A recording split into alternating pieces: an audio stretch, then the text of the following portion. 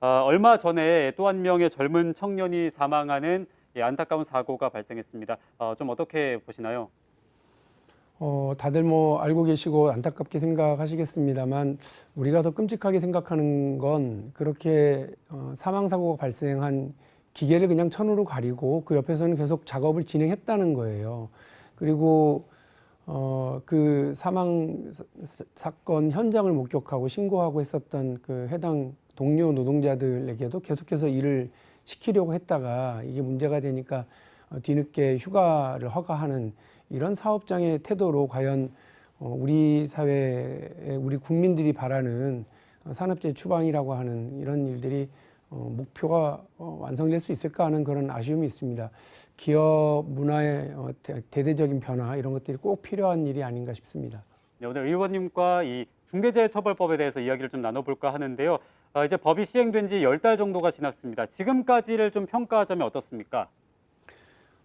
매우 아쉽고 유감스러운 지점이 많습니다. 특히나 고용노동부의 태도를 지적하지 않을 수 없는데요. 이 법의 그 입법 취지, 도입 취지가 어떤 건지 너무나 잘 알고 있을 텐데 법이 시행되고 나서 1호 해당 사업장이었죠. 중대재해처벌법 1호 사업장이었던 삼표 산업과 관련해서도 지금까지 아무런 결정이 나오고 있지 않습니다. 2인 1조 안전수칙이 적용되는 사업장과 관련해서도 가서 2인 1조가 실제로 시행되었느냐 안 했느냐를 보기보다는 관련 서류를 확인하니라고 지문이 다 다를 정도로 그 서류만 확인하고 있습니다.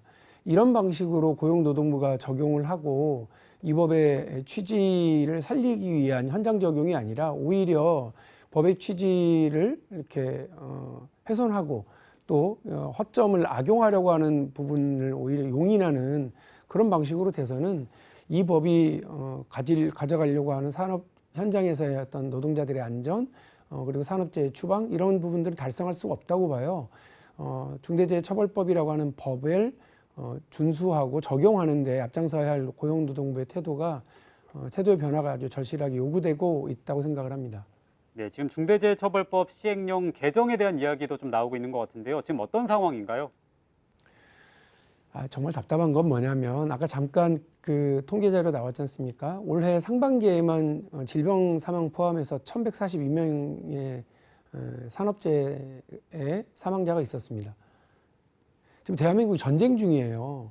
전쟁이라고 있는 우크라이나에서도 이렇게 사망자가 생기진 않습니다. 대한민국은 산업 현장에서 우리 국내에서 일하다가 안전하게 집으로 귀가해야 될 사람들이 죽고 있거든요. 그 숫자가 한 해 2,000명이 넘어서고 있는데 이게 거의 전쟁이죠, 뭐. 이 상황을 알고 있으면 국가 운영의 최고 책임을 져야 될 대통령부터 장관들, 정치인들이 이 심각함을, 이 전쟁에서 이기기 위한 노력, 국민의 안전을 지켜주기 위한 노력에 사력을 다해야 되는데 지금 중대재해처벌법과 관련된 논의는 오히려 이 법의 허점, 50인 미만의 사업장들을 제외시켰고 또 50억 미만의 그 건설 비용이 들어가는 그런 현장에는 또 적용을 제외하고 있었던. 근데 그 부분이 그런 사업장이 그런 기업이 더 재해 발생률이 높은데도 불구하고 그걸 제외시켰으니까 그 부분은 다시 허점을 메워야 하지 않겠습니까? 근데 오히려 거꾸로 이 시행령을 통해서 이 법의 허점을 더 넓히려고 하는 거죠. 사업주에 대한 처벌은 없애고 형사벌은 없애고 오히려 그냥 벌금으로 처리할 수 있도록 벌금형으로 처리하자라고 하는 방식으로 가는 거 하며 또 실질적인 지배사업주가 아니라 그냥 이른바 매품팔이 사장, 바지 사장 이런 사람들이 처벌을 대신 받는 것을 용인하는 그런 방식도 시행령에서 논의하려고 그러거든요. 대통령이 할 일입니까 이게? 그 장관들이 이런 일을 해서 되겠습니까? 그 여당이 이런 얘기를 앞장서서 얘기하면 되겠어요? 저는 이 전쟁, 소리 없는 이 전쟁에서 우리 국민들을 지키겠다고 하는 정치인들, 여야를 넘어서서 정치인들의 이런 확고한 의지가 필요하다고 보고 대통령과 장관이 누구보다도 이 부분에 대해서 민감하게 반응해야 되는데 중대재해처벌법이 기업의 이익을 막는다, 기업 활동을 저해야 한다 이런 말을 가지고 하고 있단 말이에요. 기업의 이익을 위해서면 우리가 전쟁에서 져도 돼요? 국민들의 안전은 뒷전이에요? 대통령 입에서 장관들 입에서 그런 얘기가 나와서 쓰겠습니까? 특히나 기재부 장관이 노동부 장관에게 그 형사처벌이 아니라 그냥 벌금형으로 처리하도록 하자라고 그 제안을 했다라고 하는 얘기를 꼭 기겁을 했는데요. 이 문제는 정부가 어떤 의지를 가지고 대하느냐에 따라서 완전히 달라질 수밖에 없다고 생각을 합니다.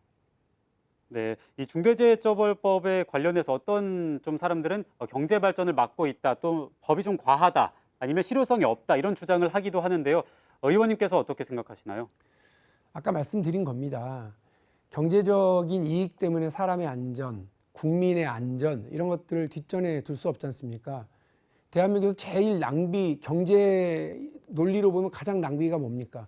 국방비예요. 한 해 수십조를 쓰지 않습니까? 쓰지도 않을 무기를 샀다 쟁여놨다가 폐기하지 않습니까? 그거 왜 그럽니까? 우리 국민들의 안전을 지키기 위해서 그러는 것 아닙니까? 그런데 산업 현장에서 그것도 그 일을 하다가 죽어나가는 사람이, 죽어나가는 국민이 한 해 2,000명이라고 그러면 이 전쟁에서 이기기 위해서 경제 논리가 우선이어야 쓰겠습니까? 전 틀렸다고 생각합니다. 그래서 지금 경제 논리로서가 접근해서는 안 된다고 보고요.